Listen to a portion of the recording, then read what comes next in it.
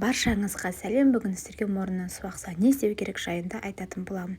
Жалпы мұрыннан су ағу ОРВИдің бір симптомы болып табылады. Сондықтан да ОРВИ кезде симптоматикалық емді жасаймыз. Ең алдымен бөлменің температурасын реттейміз. Бөлме суық болмау керек, немесе ыстық болмау керек. Яғни 18-22 градус Цельсий аралықта болу керек. Екіншісі, ылғалдылығы 50%-дан жоғары болу керек. Ол үшін ылғалдандырғыш қоссаңыздар болады, немесе полды қайта-қайта жусаңыздар болады, немесе батареяларға ылғалды полотенцаны іліп қойсаңыздар да болады. Мен үй жағдайында осындай антисептик, яғни аквамаристі қолданамын, немесе аквалор, синамарин, және де мұрын тазалау үшін осындай аспиратор қолданамын. Және iHerb сайтында осындай антисептик бар, суға салып дайындауға арналған, және өзінің бутылкасымен бірге.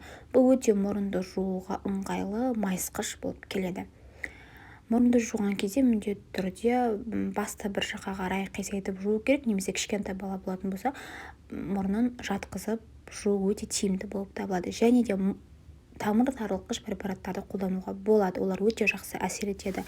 Бірақ 4 сағаттан кем емес және 5 күннен артық емес қолданғандарыңыз абзал, өйткені бұның кері әсері болуы мүмкін. Және де үйді қайта-қайта желдетіп, баланы далаға шығаруымызға болады, және түнде басын жоғары қылып жатқызуымыз қажет. Енді мұрыннан су ақса не істемеу керек? Мұрынға майларды, пияздың суын жату, омыраудың үстін тамсуға болмайды. Өйткені егер майды тамсатын болсаңыз, ол өкпеге қарай кетіп, липоидты пневмония дамытуы мүмкін. Ал пияздың суы мұрынның шырышты қабатын кептіріп жібереді. Ал омырау үсті екіншілік инфекцияның дамуына ықпал жасайды. Ал назоферон деген дәрі әсері дәлелденбеген дәрі болып табылады. Сондықтан мұрыннан су ағу кезде кез келген нәрсені мұрынға тамыза бермегендеріңіз абзал. Егер видеом пайдалы болған болса, достарыңызбен бөлісіп, лайк басып, комментарий жазуды ұмытпаңыз.